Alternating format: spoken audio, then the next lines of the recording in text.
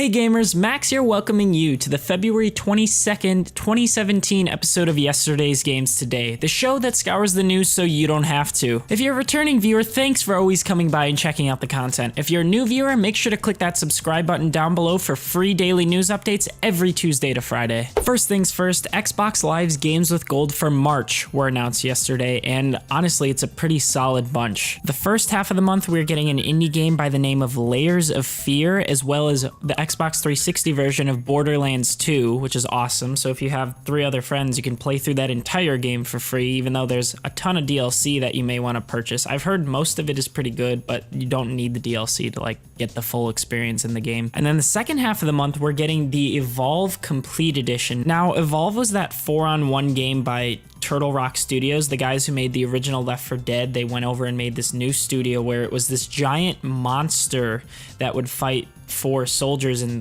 these weird asymmetrical maps, and it was an interesting idea, but I remember when it released, no one really thought it was worth the $60, and there was a ton, a metric fuck ton of DLC, and people were pretty pissed about that. But this Ultimate Edition kind of comes with everything, which is cool. And the game didn't do super well, and then it went free to play for a bit, but I think only on Steam, and it's there right now, but the game is pretty much done. However, this Complete Edition that we're getting for free comes with all the DLC, if I'm not mistaken, and that's pretty cool. That's another thing similar to Borderlands 2. If you have 3 other friends willing to play with you, or technically 4, you can play Evolve with them and have a ballin' time. And then we're also getting another indie game by the name of Heavy Weapon that looks kind of interesting. Yesterday, Capcom announced the release date for Dead Rising 4 on Steam. It's fairly soon too, coming on March 14th. Now, the game was on the Windows 10 store for a while, and it apparently had a 90-day exclusivity period, and I'm gonna guess that no one really bought it. I still don't really know what Microsoft is thinking with this store. I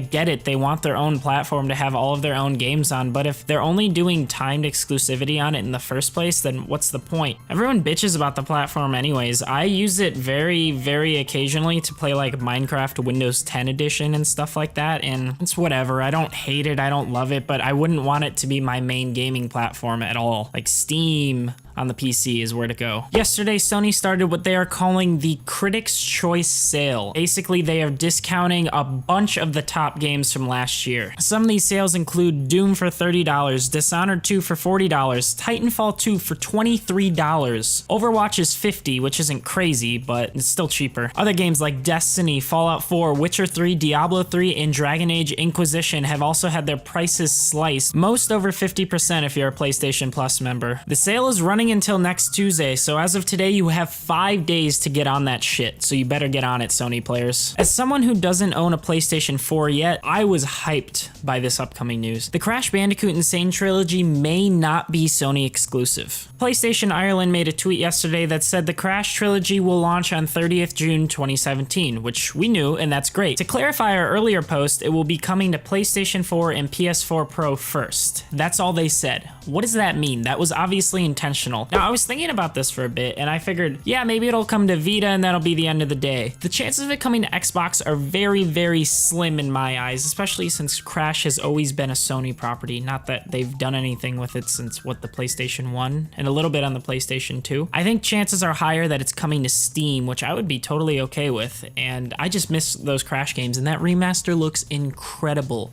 Quality remaster in my opinion. I've reported before that Club Penguin is about to close down for good. Now, most games that close down for good just have their most dedicated players playing every day and just reliving the best days as often as they can before the servers finish up. Club Penguin is a bit different. Now, Club Penguin has always been kind of memey, and this case is no different. Players are now speedrunning how quickly they can get banned from Club Penguin. So what they're doing is creating an account, getting into the game, and swearing or doing whatever they can to get banned as quickly as possible, over and over and over again, trying to get the best times. From what I can tell from the article, the quickest speedrun is 29 seconds. And remember, the game is closing March 29th, so if you want to get in on this, do it soon. And remember, beat 28 seconds. Send it over to me if you do, that'd be crazy. Titanfall 2's first major update of 2017 comes out today, however, the reminder was posted yesterday. If you don't remember me covering it a little bit ago, the update is coming with live fire mode, which is a pilots only mode, which will focus on chaotic gunfights and daring escapes.